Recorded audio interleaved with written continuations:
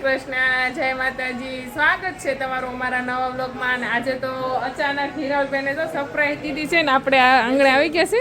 મેં પ્રકાશભાઈ આવતા છે ને નરેશભાઈ આટો મારો. મેં કીધું દક્ષાબેનને કોલ નથી કરો, હું ઋષિ બંને જાય એમ. મેં કીધું સીધી આપણે સરપ્રાઈઝ જ આપી. અને રુચિતા મારા ઘરે પહેલી વાર આવી છે, તો જય શ્રી કૃષ્ણ.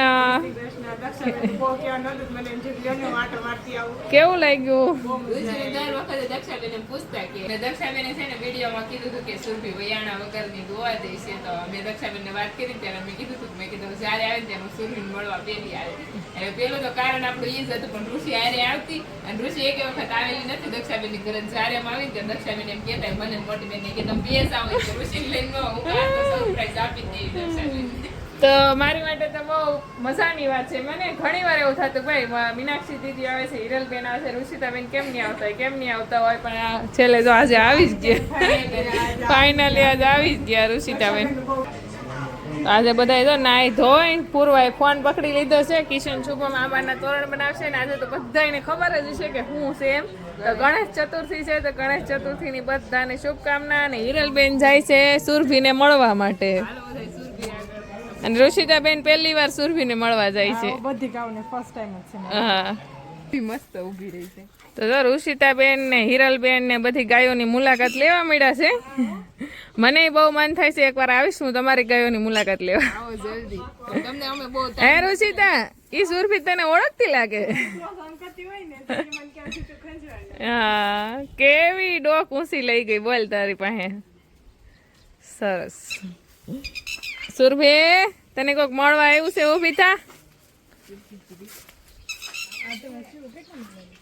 એ 3 મિનિટ હે ને? અમને ગમે, પણ અમે શું કરીએ, અમારે હારે મોકલવી જ પડશે વેલા માટે. સુરભી તો અમારે અહીંયાનો હાર છે, પણ કુદરતી ઓલા કેમ ને છે ને આપણે નણંદને દીધેલી છે, એટલે એને અમારે ગમે ત્યારે હારે મોકલવી પડશે. ખાલી માયા લગાડવા અહીંયા લેવા છીએ. એને એ આહુડા પાડશે ને અમે આહુડા પાડશે, એવું થાય. પણ હારે તો દીકરીને મોકલવી જ પડે ને. કા સુરભી ના હાહરિયા વાળા બહુ મળવા આવે. હમણાં આવી ગયા 2-3 વાર મળી ગયા. ધારા રોકાઈ ગઈ. હા, હમણાં મારા નણંદ આવ્યા હતા. એને નહીં ગમતું સુરભી વગર. ઈ કે ને હવે કેદી સુરભી અમે લઈ જાય. મેં તો વાટ જોતા નહીં, જે આવી છે તો મળવા 5 દી રોકાજો, પછી નહીં મોકલો. સુરભી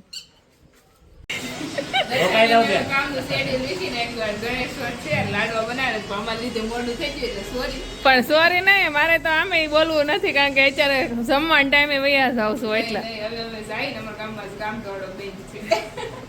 પણ તો આમ દોડવા હોય ને કઈ વયું સવાય આવા ટાઈમે. તમે જમતા હું કઈ બેહાડ જ નહીં, લાડવા બનાવવા બેહાડી દે તમને. લાડવા બનાવીને જાવ તમે કયો તો, બાકી જમવા આવે તે મને સમય.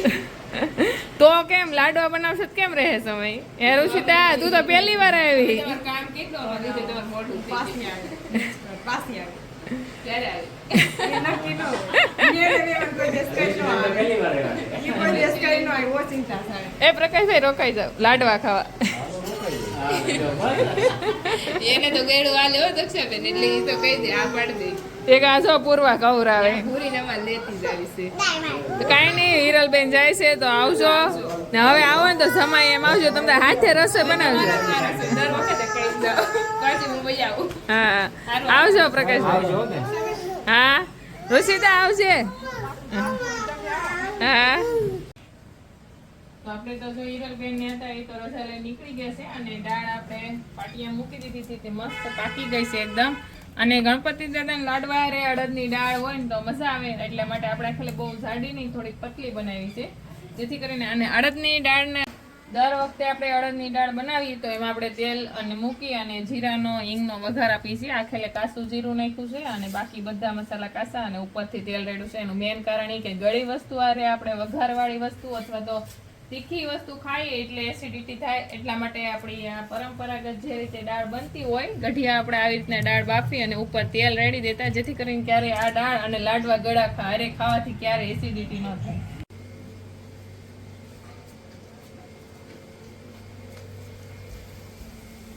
આપણે જો ગણપત દાદાને લાડવા બનાવવાની શરૂઆત કરી દીધી છે. અને નવા સારાની ગણેશ ચતુર્થી ના દિવસે મુહૂર્ત કરી દીધું છે. આપણે નવો સારો લીધો તો બીજો જારો છે આપણે પણ હેન્ડલ નીકળી ગયું આખે સ્ટીલના હેન્ડલ વાળો લીધો છે જેથી કરીને હેન્ડલ અલગ જ ન થાય.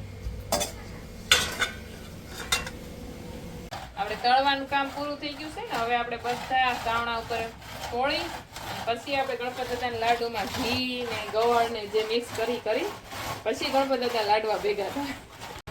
તો આપણે જો જાયફળ અને આખેલે તો છૂટા સિક્કા નથી એટલે 10 ના સિક્કા છે તો 10 ના સિક્કા મિક્સ કરી દીધા છે કારણ કે આપણે ગઢિયાથી પરંપરાગત આવ્યું હવે કે હવા રૂપિયો અને હોપારી ગણપતિ દાદાના ગણેશ ચતુર્થીના દિવસે લાડવામાં નાખીએ.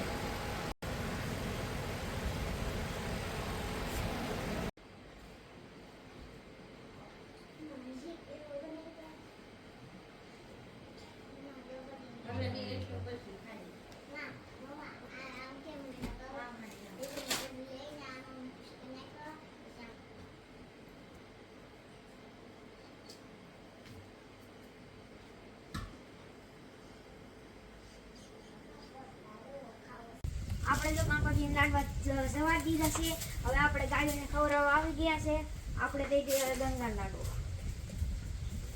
હવે દેવા જઈશું લાડુ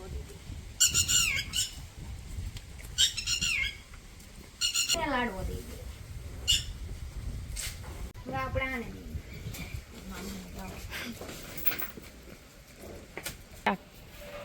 આ લક્ષ્મી. તો આપણે જો રસોઈ બનીને તૈયાર થઈ ગઈ છે લાડવાય બની ગયા છે અને પાપડ શેકી નાખ્યા અને છાશ બીજું કાંઈ આપણે સાઈડમાં નથી બનાવ્યું કારણ કે લાડુ ખાવા મળે તો બીજું આપણે રોટલાનું શું કામ પડે એટલા માટે એકલા લાડવા અડદની દાળ છાશ અને પાપડ ખાવાના છે. આજ તો બધાયને ઘરે ગણપતિજીના લાડવા બનાવ્યા છે.